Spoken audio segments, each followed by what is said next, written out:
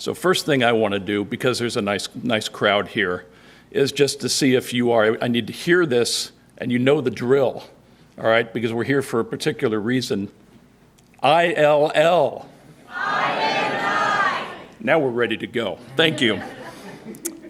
Welcome to the National Center for Supercomputing Applications and this colloquium on visualization and data analysis in college athletics. I'm Brendan McGinty. I direct the industry program here at NCSA, and it is my pleasure to MC about the next hour of activity here. You know, data analytics and visualization have been converging in athletics for years. We know this. But now they have a prominent role in performance, preparation, and more. That's why we're here, and we're going to cut right to it. There will be time at the end for questions, but what I want to do first is introduce a globally recognized computer scientist and director of this world-renowned center to welcome us here at NCSA, Dr. Bill Gropp.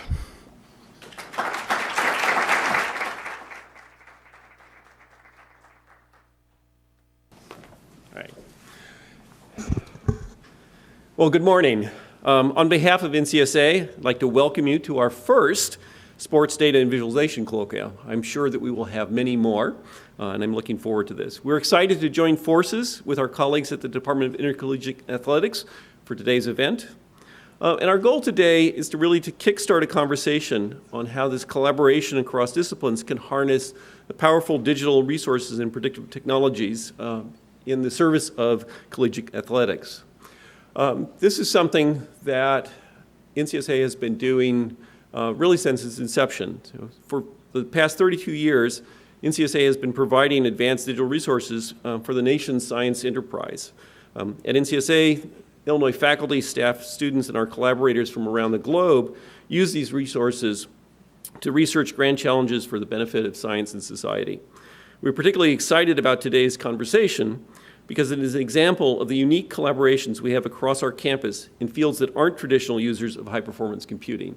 In fact, I think this is one of the areas that will be most transformative in the 21st century is the continued application of advanced computing to the non-traditional disciplines, the places you don't think of using computing. As we'll see, I think, over the next hour, that there are great opportunities here, and in fact, it's a natural fit. In sports, data is being collected on everything from individual player biometrics to a myriad of team statistics in order to improve training, performance, and outcomes for the modern athlete. Sophisticated data analytics are also a necessary tool to improve the fan experience while attending athletic events. Today's panel will discuss their own experiences and observations of scientific data analysis and visualization in athletics, as well as the future trends. And so now it is my pleasure to welcome to the podium twice Illinois alum and the university's 14th director of athletics, Josh Whitman.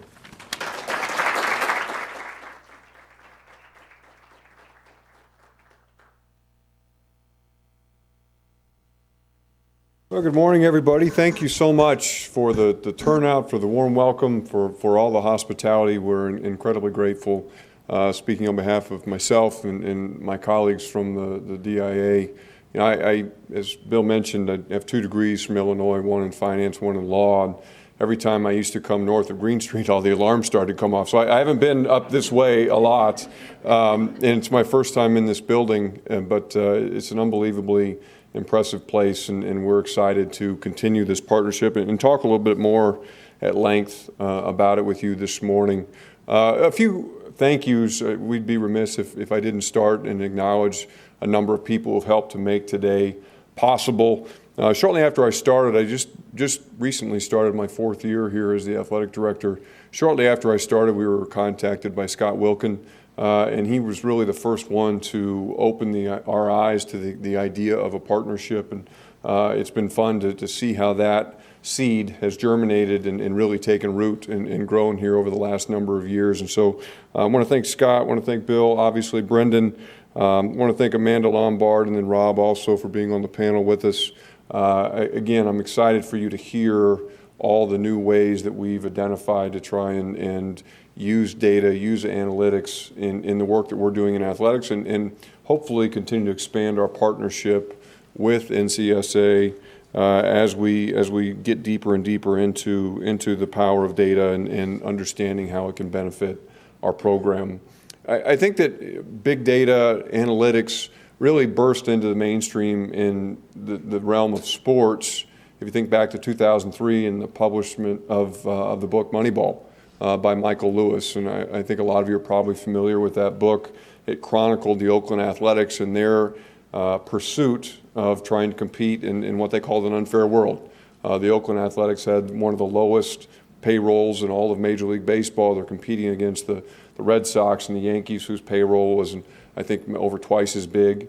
And what they tried to do was take the subjectivity out of player analysis. They tried to identify objectively, using data, who could come in and perform and who could do it at a relatively low dollar figure. And they really flipped baseball on its head. Of course, the book came out in 2003. The movie followed with Brad Pitt. And that, I think, opened the mainstream eyes to the power of data. And you saw all of a sudden all of the professional clubs starting to fall in line. Every team was hiring data analysts. Every team was trying to look beyond the standard statistics of batting averages and height and weight and really understand what made players successful. And as we've looked at it now, data has exploded into every corner of our industry. Certainly in college athletics, you can use data to identify all different areas, whether you're talking about coaching, training, recruiting, fundraising, marketing, fan experience. Bill mentioned some of those things, but you think about some of the questions that I think we're able to not only ask, but now start to answer. So how do you predict success, right? In college athletics, that's a lot of what we're doing. We go out every day, whether it's in an arena, a stadium, or a field of some kind, and we try and win. And so how can we use information at our disposal to predict the characteristics that will drive winning? Whether you're talking about a team, whether you're talking about a coach, how helpful would it be when you have to go out and hire a coach? These are the most important decisions that I make as the athletic director, to be able to look at certain data points and say, these are the predictors of who will be successful as a football coach, as a basketball coach, as a soccer coach here at the University of Illinois. And that, I think, is the direction that we're unquestionably heading. And you'll hear from some of our panelists today talking about scouting and tendencies and how we can use in the real time of our contests, how we can use the information at our disposal to make strong predictions and put ourselves in the best positions, put our athletes in the best positions to be successful. We also use it to work with our student athletes themselves. And so you'll hear from Randy Ballard, who's our head of sports medicine today, by video. Unfortunately, he couldn't be with us in person, but talking about how we do a lot of pre-screening on our athletes. We use technology to understand any movement limitations or deficiencies that our athletes might have. Maybe they're 40% better at jumping off their right foot than off their left foot. Maybe there's some physiological imbalance in the way that they move. We're able to identify that using technology. We're able to categorize it using data, and then we're able to put a training plan in place to try and overcome those deficiencies, to try and bring them back into symmetry in the way that their body performs. Or when you think about performance, understanding that we can now predict or tell our student athletes, look, if as a guard, we could talk to Trent Frazier and say, when you drive to your right, 85% of the time you take 2 dribbles and you shoot or you pass. You never drive to the basket to your right. Whereas if you drive to your left, 85% of the time you take it all the way to the hoop rather than doing a pull-up jumper. And those are interesting data points for our athletes to have, because they're probably blind to a lot of that. They don't recognize that those things are happening. And so if you're able to put it in black and white in front of them, all of a sudden they identify, okay, these are things I need to work on. These are things I need to be mindful of, because eventually what they know is that other schools are doing the same things we are. And so if we're identifying it about them, you can bet that the other schools are going to know it as well. And so they have to work to try and counteract some of those situations. We've increasingly now started to use technology data to track athlete workload. And so we have many sports who are going out and putting our athletes in GPS monitors, and they're able to to monitor how active they are in a particular practice. Basketball is a good example. And in season sport right now, they can say to the tenth of a mile every day how many miles our athletes logged, and then they can use that information, one, to know, are the athletes working as hard as we think they are, or they want us to think they are. In some cases, they may see that, okay, these 4 athletes all ran 6 miles today, and this athlete or these 2 athletes ran 2. That's probably a pretty good indication that we're not getting everything from those 2 athletes that we should be. I think more importantly, we're able to identify, okay, Josh Whitman today went out and put in this kind of a workload, and then using that data, aggregating it, we can start to make predictions about injury likelihood. Or is that person, because of the load they've been under over the last 3 days, 4 days, a week, are they now more susceptible to injury? Do we need to be intentional about dialing back their workload to allow them to recover and reduce that possibility of injury? And then on the fan side as well, how can we use data to better understand the people who are supporting our programs? Who are our donors? Where do they live? What do they study? How much money do they make? Who are the other things what are the other organizations that they support? And how did their donation track, if you will, progress? So where were their first dollars donated? How quickly did their donations escalate to a certain level? And then how can we use that information to better predict the kinds of people who we need to be targeting in our efforts to try and bring more people into our annual fund? You think about our season ticket holders, like same kinds of questions. Where are they from? How far is our typical fan driving to come to a football game at Memorial Stadium? How much does where they park matter? Are we able to use technology to show them, hey, you're coming in on I-74 from Bloomington, this is the lot that has the shortest line right now to get access, and so it can pop up on your phone and say, go park in this lot. Or once you're in the stands, how can we use technology to tell them these concession stands are closest to you, these are the stands that have the shortest line, these bathrooms are closest to you, these bathrooms have the shortest lines.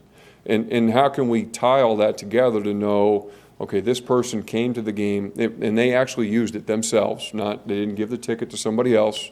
They came to the game, they arrived at this time, they parked in this lot, they entered the stadium at this time, they went to this concession stand, bought these things, and all of a sudden you're able to start using that information so that we're putting the right things in the right places. If we've got something on our concessions menu that nobody ever buys, probably don't need to keep it on the menu. If we have something that we're running out of because everybody wants to buy it, we probably need to get more of that. There are some really basic tools that we can use from gathering data to ultimately allow us to enhance the fan experience. It allows us to think about post-game traffic. As we bring 55, 60,000 people into the stadium, we can be strategic if we understand traffic patterns in directing them where to park, so that when the game gets over, we're able to push people in multiple different directions and avoid, or at least minimize, the gridlock that can happen in the hour or so after a football game. So these are just a few of the examples of how we can use data in college athletics and in athletics at large to better improve our competitiveness, better improve our student-athlete experience, and improve our fan experience. I think that you'll hear today some of the examples more concrete that we're working on. We're working with NCSA on the development of a virtual reality platform that we can use with our football team. So I'm a former football player. I had a chance to play here at the university many, many years ago. And one of the challenges in football, your football team's got 105 people on the roster, 110 maybe. But at any given moment, only 22 are on the field in practice. Even in a game, it's even fewer than that, it's 11. And so one of the challenges in football is, how do you give real-life practice to the 90 or 80 people who aren't actively involved in that particular play? And so if we can use virtual reality to simulate that experience for them without them having to actually go through it, it may not be as good as an actual repetition on the field in real life in living color, but it's pretty close. It's pretty good. Because a lot of the game is mental, and you're trying to put yourself in situations and predict how you would react depending on what the defense does, the offense does, et cetera. And so we're actually working on that now, developing that platform here. We have a new football building being constructed down by the stadium, and that will be incorporated into the new Smith Football Center and will be a tremendous asset for our football program. Baseball uses a program called FlightScope that collects all kinds of data about pitch type, speed, the spin, launch angles coming off baseball bats. That's the new realm of baseball analytics, is looking at launch angles. Every hitter now, it's a cost benefit of, they're putting a certain swing on the ball, trying to gain a certain loft, understanding that it might come at some cost. They may miss more pitches, they may strike out more often, but when they do make contact, good things tend to happen. Basketball just installed a system called Shot Tracker, which, based on the name, I thought I had a sense of, but it's much more broad. There are dozens and dozens of cameras now in our basketball facility, and they log every movement that our players make.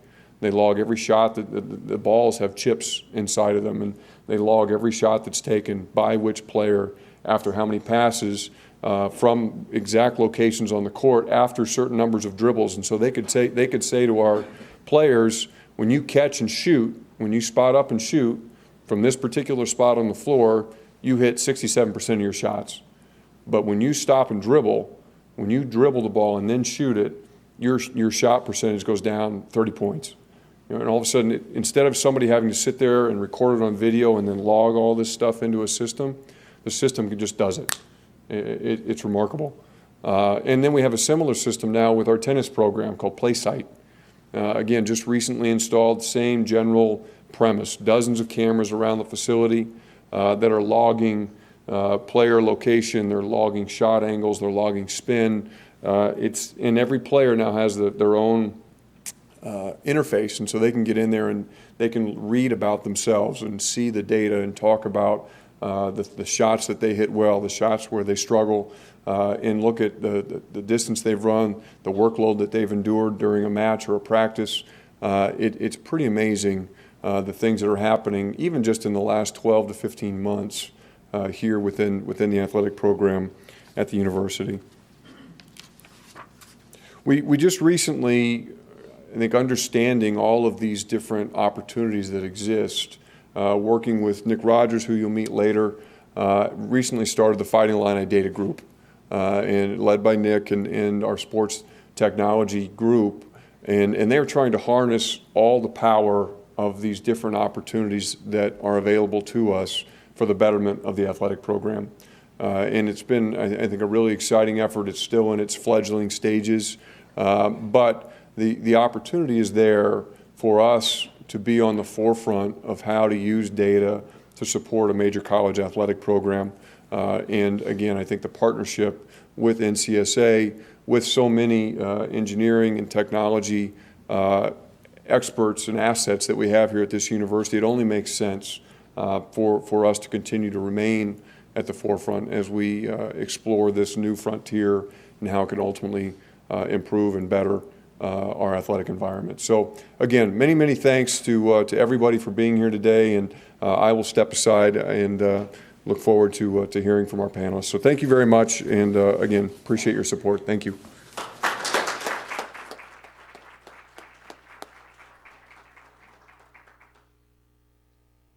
Wow. How many of you are thinking, who knew? Josh, thank you so much. Very intriguing possibilities as we move forward with this partnership. We are very excited about it.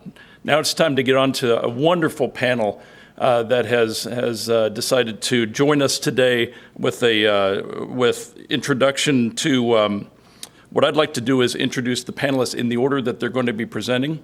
And panelists, if you don't mind, just come up after each one, and then there will be Q&A afterwards based on time, okay? First of all, Nik Rogers. Nik is the Associate Athletic Director for Sports Technology, as Josh referred to. Nik oversees Sports Technology Group, which works with technology for all varsity sports. Nik also manages the Fighting Illini Data Group, which works to help all areas of athletics better collect, analyze, and visualize data. Randy Ballard, who Josh said couldn't be here, there's going to be a recorded message from Randy. Randy's an Associate Athletics Director in Sports Medicine, and the Director of Integrated Performance. Randy spearheaded the creation of Integrated Performance Team and has been on the leading edge of new technology that enhances student-athlete performance while maintaining the highest level of safety. Janet Rayfield. Janet is the head women's soccer coach, and this is her 18th year here at Illinois, along with international experience working with youth national teams and scouting for the women's national team at several World Cups. Janet is a proponent and longtime user of physiological data and performance data in the development and training of student athletes. Kingsley Asibe, Kingsley, is defensive analyst for the football team. Kingsley uses raw data to create custom visualizations that pinpoint opponents' tendencies, which are incorporated by the coaching staff into each game plan. He also manages the Catapult player tracking system, a wearable that is used to build and improve player performance. Kingsley's been working closely with NCSA, and including, to his right, Dr. Robert Cisneros, a senior research scientist who leads the data analytics and visualization group here at NCSA. Rob's group focuses on domain-specific scientific workflows and scientific contributions to the state-of-the-art in data analysis and visualization. So that's our panel. Thank you very much for being here. And first up will be Nik. Nik, do you want to come on up and share with the audience? Thank you. Thanks. Thank you very much. Good morning. First off, thank you very much to NCSA for hosting us. Thank you to Josh for allowing us to do what we do at Illinois Athletics. I wanted to talk to you briefly today about our Fighting Illini data group that we've put together, and more importantly, to highlight some of the mistakes that we've made. Because what better way to talk about mistakes than in front of your boss and in front of 200 esteemed colleagues in a room over here that probably know a lot more than I do when I started out. So we're going to kind of move through these. There's some at the beginning. There we go. Speaking of first mistakes, when I was asked whether I would participate in this panel, I immediately said yes, maybe a mistake. I quickly realized when they talked about who would be in the room, faculty, grad students, researchers, industry partners, that I would potentially be the least intelligent person in the room. So I appreciate your patience today. Don't worry, Nik, I'm here. Excellent. So, well, when Josh started as our athletic director a few years ago, he presented to us a pretty clear and compelling vision for where Illinois athletics should be, that we would compete at the highest levels and that we would win. And we would do it not necessarily because we had bigger budgets, we had more resources, but because of the people that we had within Illinois athletics and the people at the University of Illinois. And so I took that and went back and thought, okay, how can I help? What can I do? And as I thought about it and thought about opportunities and what our peers were doing, what was out there, I realized that there was an opportunity within Illinois athletics to build a data analytics program that spanned all of athletics, from the sports performance side to the business side to the fan experience side, and thought, this is something I can do. I need to grab data, I need to do some really good data science, and I need to do some great data visualizations and present this. And a colleague came to me after I had presented that idea, and he said, I think you've made a mistake. Second mistake right there. And I said, what are you talking about? It's a great idea. He said, it is a great idea. He said, but you don't know how to do any of that. And I said, you're right. That is a mistake, but let me fix it. I can fix it. So let's find people that can. So we reached out to folks on campus, and 18 months ago, we launched our Fighting Illini data group. We found folks on campus interested from faculty, graduate students, undergraduates, people that were interested in sports data analytics that could help us kick this off.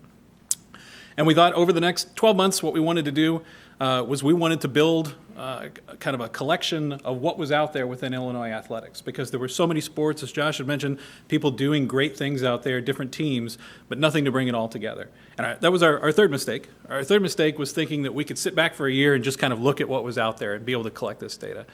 In college athletics, it doesn't move that slow. By the time that's up, seasons are over, people don't care anymore, everybody's lost interest. So we needed to get those quick wins. So we thought, how could we do this? How can we get these quick wins in 12 months while we start to ramp up this program and really be able to show some value to people that this is something we want to do? So you can see there was a lot of things we did. We had to pay attention to student-athlete data privacy. We had to talk about figuring out what was out there, looking at continuity when there are coaching staff changes. Where does that data go that the previous coaching staff happens? Coaching staff transitions are a way of life within college athletics. It's just a fact. And when they leave, sometimes the data that they were collecting, it leaves with them. Or it becomes inaccessible. Or it's something where we have difficulty accessing it, and there's no longitudinal value for that data anymore. So over the first 12 months, we looked at a lot of different technologies. Some of this is what Josh has alluded to, PlaySite, Shot Tracker. We talked about internal tools that we wanted to build or we wanted to use, and we knew that we might have to build some tools as well to really be able to show that this is something that has some potential. This is my favorite mistake. I will share this one with you. This was something we thought, okay, we asked our sports information in our social media group. We noticed them tweeting out after basketball games with shot charts. And there was this great shot chart that they would tweet out. And we said, where does that data come from that you got that? And they said, well, we do it in Photoshop during the game. We put the dots there. And we thought, there's a way better way we could help with that. We could build something. We know we can. This is great. And so we put together a web front end. We used AWS, and we Tableau to do visualizations and pull all this together. We built an interface, and we had people charting during the games to be able to chart these shots. And we said, this is going to be great. We thought basketball is going to lose their minds when they see this. So we went to men's basketball. They did not lose their minds. It was not that. They listened very politely, talked to us, and said, that's great. We've been doing this. We have an off-the-shelf product that's been doing this already. We don't need this. We said, oh, we understand. So our other big mistake that we did was not engaging directly with coaching staff from the beginning to find out what they need. We did not have the pulse. We were building tools because we thought they were great. We thought they would fill needs that we weren't even sure really existed. We moved on. We learned a little bit more. Didn't make as many mistakes. We started doing visualizations here with fan data. So these are fan experience data that comes back from season ticket holders and single game ticket holders for football. This was great. We did a lot of different stuff more than this, but the mistake that we made here was we used data that was about 3 years old. So we fixed that. We fixed it in the end. We started building more custom tools, other things that we could do to ingest more data. We used AWS and Kinesis Firehose, Lambda, Athena to be able to build a social media analytics to look at during basketball games. And the idea is it's nothing necessarily novel. These are things that you could do with other things, but we really wanted to get experience with tools and see what we could build. So we were using that to ingest social media tweets, do sentiment analysis to figure out whether it was positive or negative, what people were thinking, and then also overlay that with events going on at the game. I think one of my favorite things that you can see in here is when you look at this back and forth, you see the sentiment analysis dropping up and down and up and down and up and down. So it's great to see that you can see it really happening. We got even better. We started talking to coaches directly. These are examples, without names, of course, of some data that we pulled from soccer to be able to help visualize data that was coming out of their polar performance system and then tie that back in to data that we were collecting for student wellness surveys. So data sources that weren't necessarily tied together before to be able to visualize those together to show folks that we can harness multiple data sources. This is data, as Josh mentioned, that came out of FlightScope. To be completely honest, I didn't have anything to do with it, but I thought it looked really good. So as we transition into our next phase of Fighting Illini data as we move forward, we have a lot more mistakes to make, and we are looking forward to making those mistakes. You can see some of the areas on there that we foresee being issues as we move forward. I just want to highlight a couple. The big one I think that we see is how do we really pull ahead and how do we have a competitive advantage when all of collegiate sports are starting to use and standardize on the same tools? So when everybody is now using Shot Tracker in 5 years and everybody has the same reporting, everybody has the same data sets, the visualizations that come out of that, how do we use that to still stay ahead? And those are good questions for us and things that we need to look at and figure out, are there ways that we can take that beyond what we're getting from our products that we already have? Likewise, just a plug, this is a selfish plug, for those interested in helping, we're always looking for people that help. How do we find people interested in data analytics and sports data analytics? We would love to work with people. So if there are folks in here that do, feel free to hit us up. I am always willing to meet with folks and talk. We're hoping to do a sports data summit in the fall, so would love to see folks there for that. Thank you very much.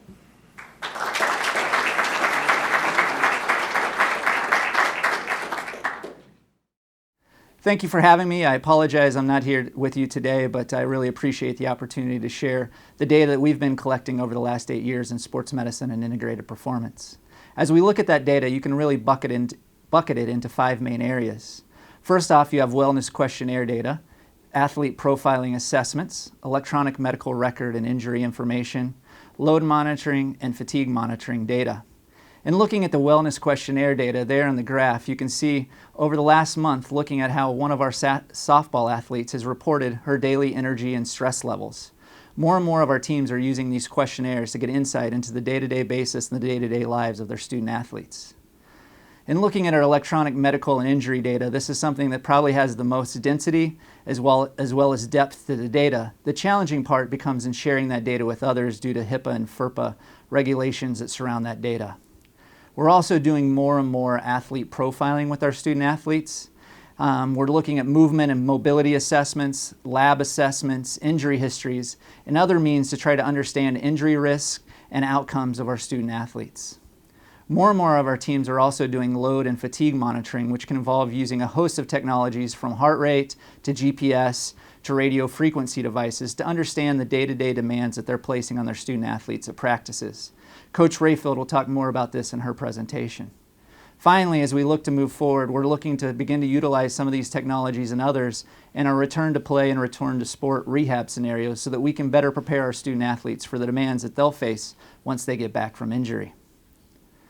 As we've moved ahead with our data collection and try to think diligently about how we are using it to the best of our abilities, we've kind of based this work on an article by Philip Coles in the British Journal of Sports Medicine. In this article, he provides a framework and an injury prevention pyramid for elite sport teams. The challenging part is that his pyramid is based on a professional setting. Most recently, he worked with the San Antonio Spurs, and so his model is based towards a professional sports setting. As we think about adapting that or applying that to a collegiate sport setting, there's one big difference that we have to be aware of. We have to acknowledge that outside of the sporting ability and the reported academic record of our incoming student athletes, we really don't know how they are arriving, who they are when they arrive, or the challenges they're bringing to campus and what they face in their transition to college life and to college athletics. And so moving forward, profiling and appropriate interventions are essential and will be needed more as we move ahead in this realm. There in this slide, you can see an example of a physical profile of a student athlete in which we're taking their mobility and movement assessments, combining it with their injury history and lab data to help our sports medicine, strength and conditioning, and coaches best understand the profile of that student athlete and any risk factors they may have in their physiological state. Finally, one of the challenges is that we got to look to address the changing dynamics of our student athletes. We have to think about this in more domains than just the physical. We have to think about this in the personal, academic, and sporting lives of our student athletes. And while we've done a great job there on the left of looking at the physical aspects, combining injury history and movement and mobility assessments, we have to start presenting better profiles around these other domains of their lives. The 2 biggest challenges I see moving forward is in the efficiency and the context of the data collection. As someone who works day in, day out with student athletes, we don't necessarily have a lot of time to prepare and present and visualize the data that we're collecting. I think it's also important that we realize we have to be able to work hand in hand to give context to the data. A great example of that is seen here in this graph. As you look at this graph, you can see that looking left to right, there's a big discrepancy in this person's profile. This is data taken from a dual force plate system looking at the jumping ability of a basketball student athlete. And as you look at that, it's easy for anyone to say, well, clearly there's a discrepancy from their left to the right. But what you don't realize without that context is the vast majority of our basketball players are right-handed. And so for their whole lives, they've taken off their left foot as they've gone for a layup. And so they all have this inherent asymmetry. And we really don't know is what's normal for them and what's abnormal and could be an injury risk. And so we've got to figure out ways, be it through artificial intelligence, data mining, or other ways to best identify the risk factors for each of those individual kids with this discrepancy in the data. That's a great example of why we need collaboration between research and real-world application.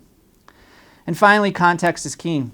As we saw with that graph and others, we have to have researchers and analysts and coaches and staff best presenting and understanding the data. I think we also have to remember that data doesn't always answer questions. Sometimes it helps us ask better questions. And so as I wrap up here today, if any of you have any questions, you can find my email on the Fighting Illini website. And I just want to share this example of how sometimes data really doesn't help us understand things, but it helps us understand better questions. And in looking at that graph, you can see stress ratings on various competitions for our soccer team and how the team rated their stress. And so they rated their stress in the various domains of academic, social, sports domains versus home and away and wins and losses. And as you look at that graph, you can see there's a lot of different things going on, but it's interesting that for home competitions in which they won, they actually rated their academic stress the highest. And most of us would probably think their academic stress would be more when they're on the road or if they're losing. And so this graph is an example of maybe this isn't the best way to present it, or maybe we need to ask some other questions or the questions differently to find the answers that we want to best help us support our student athletes. Again, thank you for this opportunity. I really appreciate it.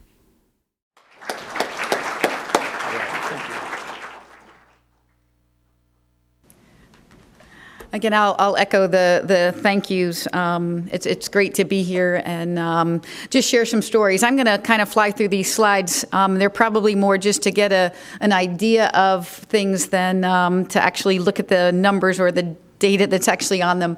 I think one of the challenges is, I'm a coach who I will admit, and don't hold me to any knowledge left over, but I do have a mathematical sciences, computer science degree as an undergraduate. So I know just enough about data and data analytics to be dangerous.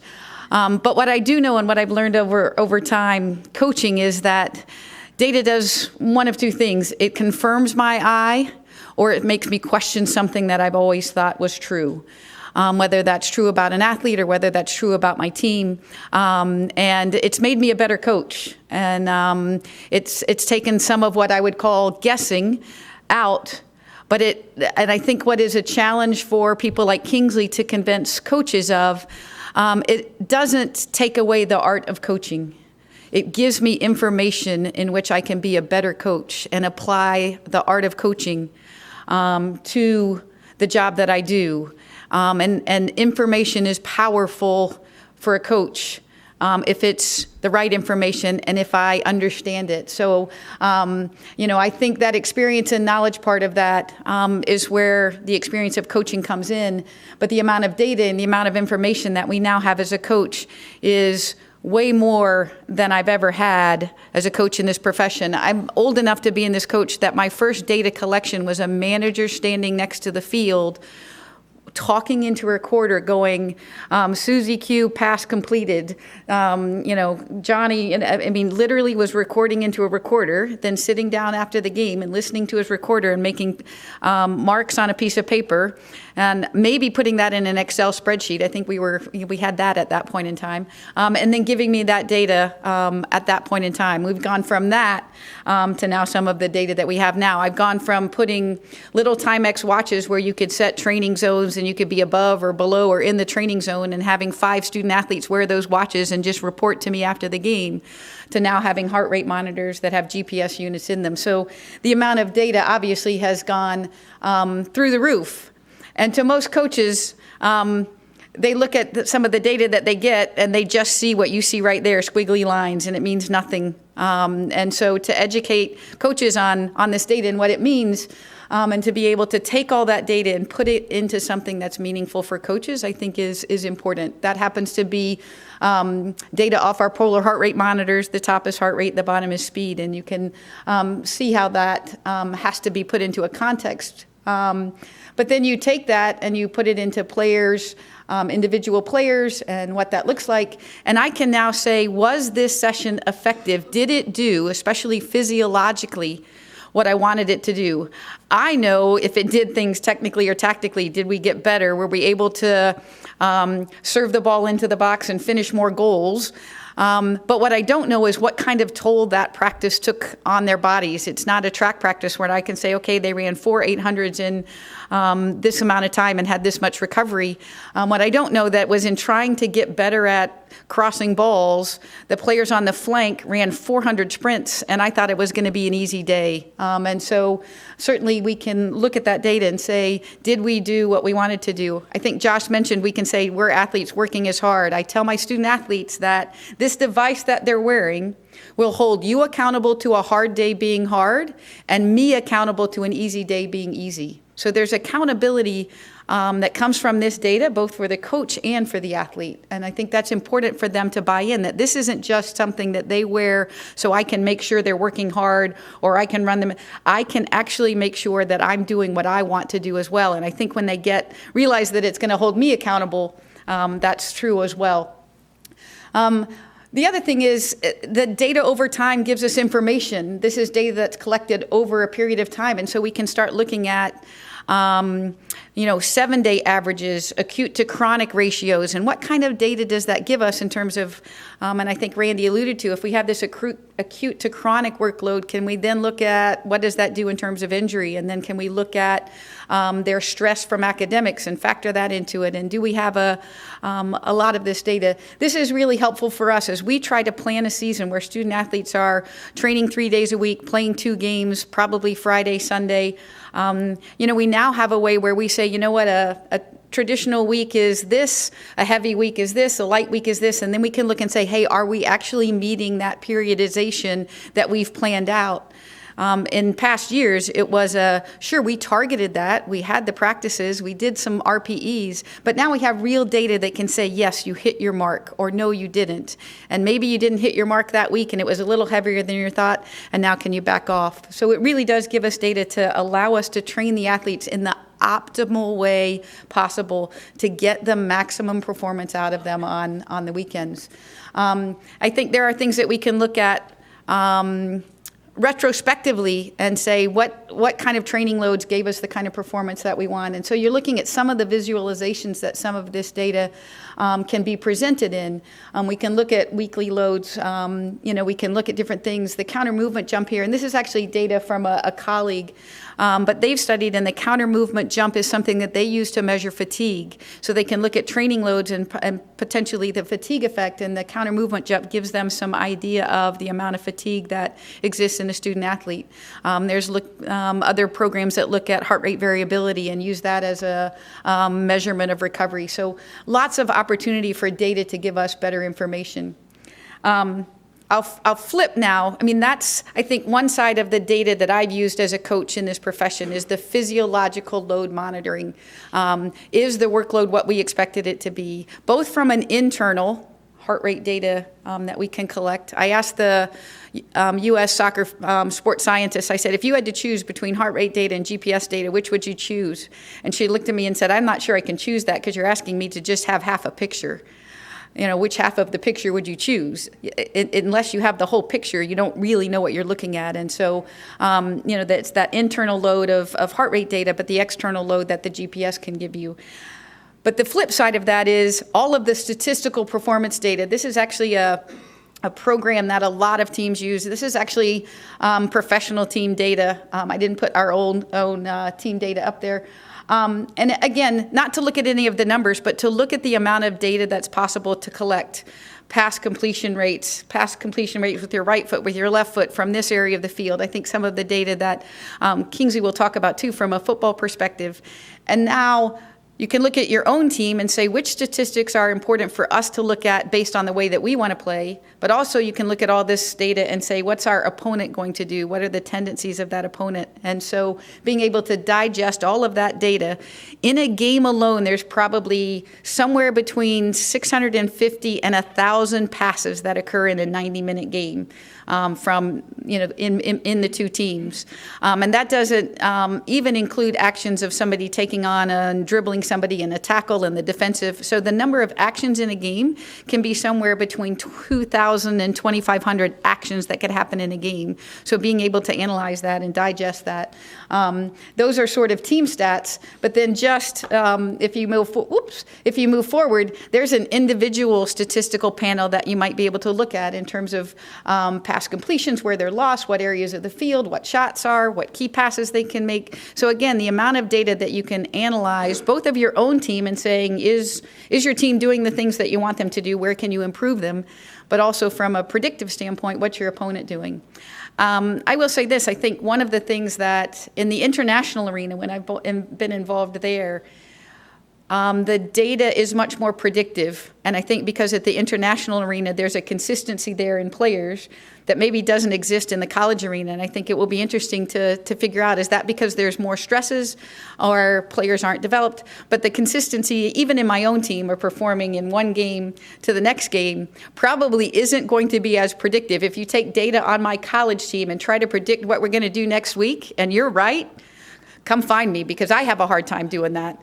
But at the international arena, when I look at Japan and I look at their tendencies over 6 games, even if it's over a 18-month period of time, the data I get to predict what Japan is going to do, because they play a certain way, it's been the same coach, those players have been brought through a system, the predictiveness of that data becomes much greater, which I think is a challenge now as we use these technologies to understand that we're dealing with college student athletes that may not have the consistency to be as predictive with that data. So that gives you an idea of some of the data that a coach can be involved with. And you put that into a situation where we're training our team on a daily basis and have 2 games to prepare for, and that's the amount of data I can look at on an opponent. And so someone who can help digest that data and say, hey, here's the 2 or 3 key things that you need to know is certainly part of the challenge.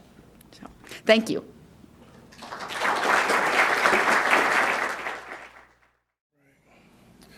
How's it going? So what I wanted to do, I wanted to show you guys what I do on a weekly basis using raw data to try to identify what the opponent's doing. This is what my raw data looks like. So I'll take you through what I do on a typical Monday. I'm trying to identify what the opponent does in between the 20s on first and second downs. So in this model here, you can see that there's 346 plays in this model. This team is pretty balanced. They run 50-50. They run 50%, they pass 50%. I'm able to come here and filter to identify the field positions that I'm looking for. So I just want to look at between the 20s, Another thing I'm able to do is just filter and remove anything that's not first or second down. As you can see in here, this is telling me that this team top play is this right here. This is their next most used play. This team is still pretty balanced because they pass the ball one more time than they run the ball.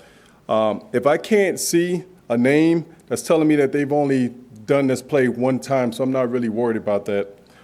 What I have the ability to do is come to this graph here and select this top play. So their top play is bounce strong. I can come here and select bounce strong to identify when they run these plays. There's a first down, second down, it can be second and medium, second and long, third and medium, third and long. I can identify when they particularly run that play. There's another model that I have that, where's it at? That lets me know what formations do they typically run that play out of. And then in this graph here, you can see that trips gun far is that one formation that you'll most likely see that play come out of. This is the next formation where you'll see that bounce strong come out of. On defense, a lot of times we need to identify how the offensive line is blocking the defensive line. So I have another model that'll tell me that, okay, on bounce strong, these are the type of blocking that you're gonna have. I find that data gives me the information a lot faster than watching film. So that's why I put this model together. There's a lot more to this, but I just wanted to, go through this real quick just to show you what I go through on Mondays, trying to identify any tendency that the opponent may have. And if you guys want to know a little bit more about this afterwards, I'll be here to answer, a few questions that you guys may have. Thanks.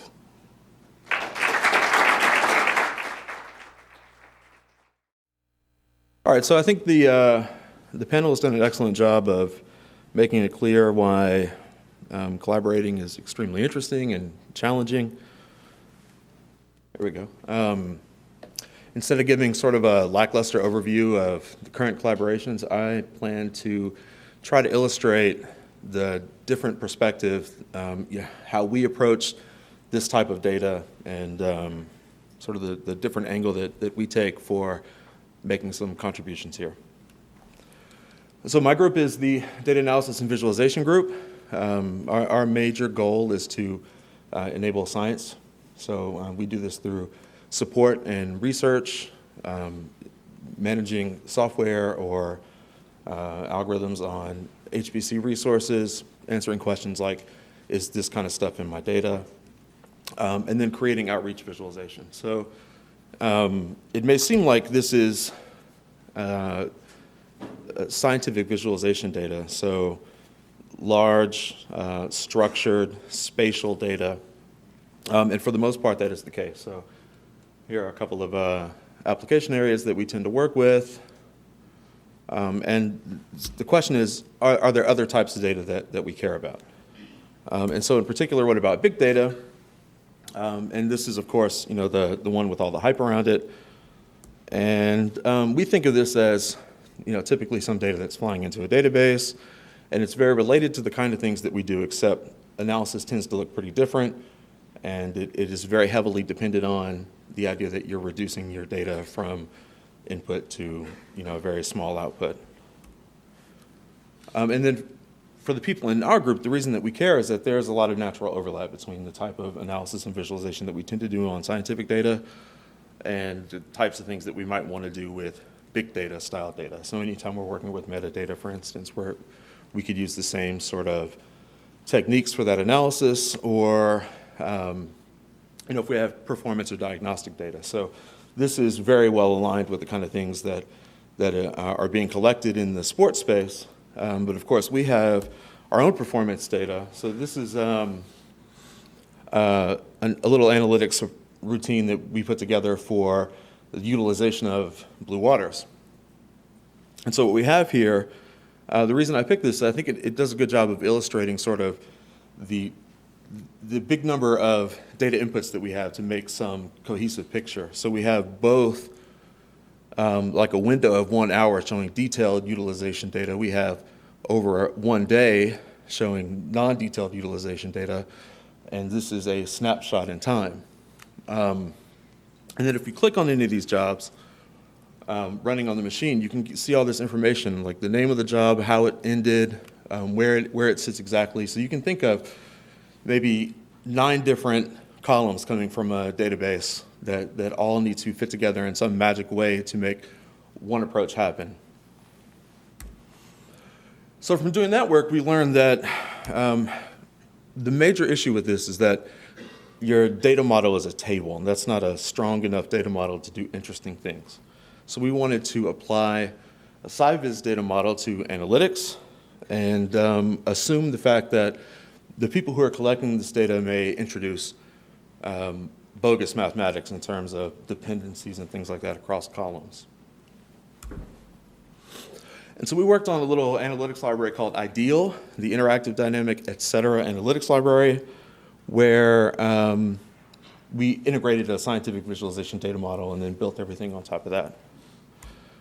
And so for the early testing of this, we actually went out and grabbed NBA box score data and developed the plus-minus plot. So this is for the Oklahoma City Thunder. So this is our Thunder plump.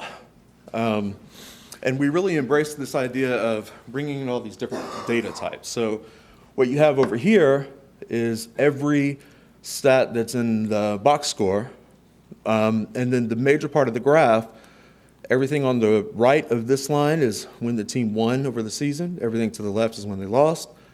And then depending on the stat selected, so in this case you have 3-pointers made, you were looking at for this win, this is the number of 3-pointers that the Oklahoma City, that the Thunder made more than the team they were playing for that win.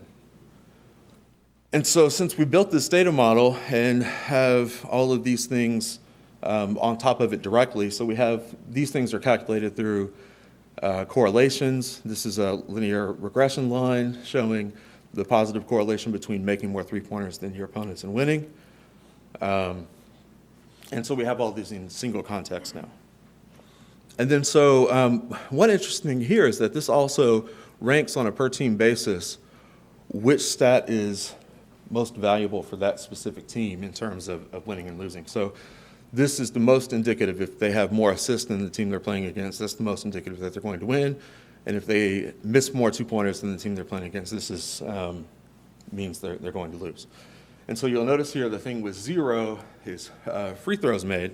And this is common for every team in the league, even though when you listen to a game, it's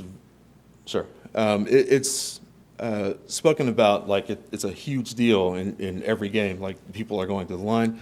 It's almost zero correlation to how they win. And so it turns out there were 4 teams that had defensive rebounding as the most important box score stat for those teams. And of those 4, here are 3 of them. And it turns out that we have this team that was the top defensive team that's not also a top offensive team, the same for offense and defense, and then the worst defensive team in the league. And so the interesting thing about this is it sort of highlights that if you're really good in defense, but maybe not offense, still the best thing you can do to improve is improve your defense. And if you're awful in defense, you need to improve your defense, obviously. Okay, that's it. Thank you. Remember that one. So while we hope to have more time for questions, we only have a couple of minutes. If you have a question, I've got some, but we're going to go straight to you all with questions. We have a couple of folks with microphones so that everyone can hear. So if you have a question, please raise your hand. They will find you. So we have one down here, please.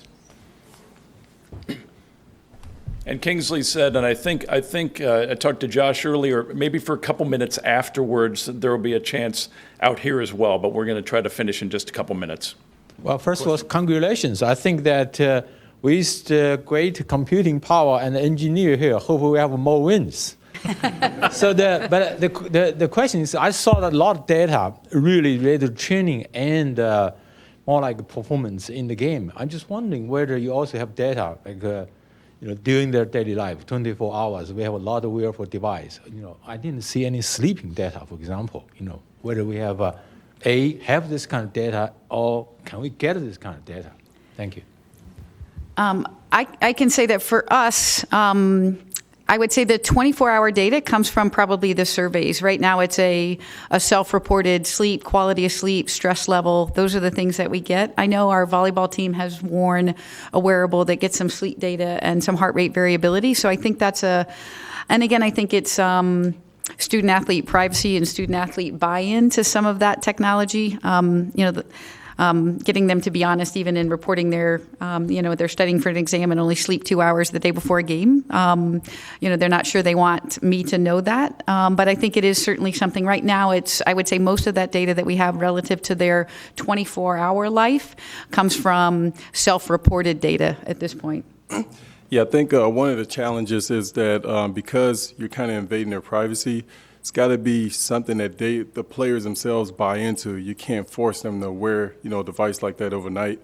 I actually began looking into it and reaching out to the NCAA to see what, as coaches, we can do if we can, have a player do that. Because again, it's kind of invading their privacy. After 5 p.m. or whenever you're technically done with the athlete. Other questions? Yeah, I just have one question about your data collection. So it seems like a lot of the data that you're using is historical and kind of based on periods, like you're talking about tracking by week or tracking over time. I'm wondering how you're using real-time data during the games to potentially change the way you're coaching or the advice you're giving. Well, for football, we cannot, it's an NCAA policy, we cannot have technology during the game. Our coaches in the box, they can't have computers. We can't have computers on the sidelines. So what I do, I come up with these tendencies that I showed you guys. Throughout the game, I manually track the tendencies. So I can tell when a team is going away. If they deviate from the tendencies, I can pick that up. If a team's sticking with the tendency, I can also, alert our coaching staff and say, hey, this team is still running the same tendencies. But until the NCAA allows us to have technology on the field and in the box, we really, can't track live like that. And I will say, some of our heart rate data we can do live, and our strength and conditioning coach will watch that. I think at this point now, it's I go to him and ask a question. Hey, I see this player starting to look fatigued. What does the data say? And it again because I don't want that data to overpower the eye and make me watch for something that players can.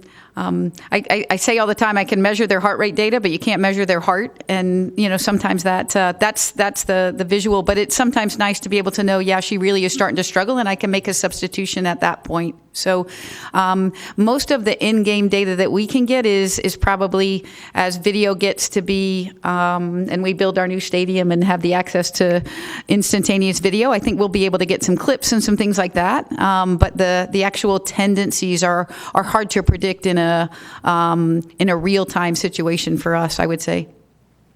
Out of respect for everybody's time, we're going to take one more question. I apologize about that, but find folks out in the lobby when we're done. One more, please. Boz. The U of I has such a strong computing infrastructure. I'm curious, what is the standard across the Big Ten for data analytics? Are we exceeding what other schools are doing? Are we about equal? How does that work? I think, data analytics is relatively new, especially on the college level. Right now it's pretty much a free-for-all. Everyone's doing their own, right? So it's our job to try to build something better than what everyone else has had. So, we collaborate with NCSA to try to, build the best product out there that our student athletes and our coaches can use. Comment? Yeah, I do think that there's a wide range across our peers in the Big Ten in terms of how they're using data and what they're using. Some of it really varies by sport. Certain schools focus on different sports compared to others. But I don't know that our peers in the Big Ten have kind of a concerted departmental-wide effort that we've talked about here a little bit today. Some of the things that we're trying to look at are not just on the sports performance side, but some of the other things we touched on today. So fan experience, season ticket holders, engagement, and so many of those things operate independently when you talk to other athletics departments. But really, as far as we're aware, nobody within the Big Ten has efforts to pull all those together. Thank you so much for coming today. Let's thank Josh, Nik, Janet, Kingsley, and Rob one more time, please. Thank you.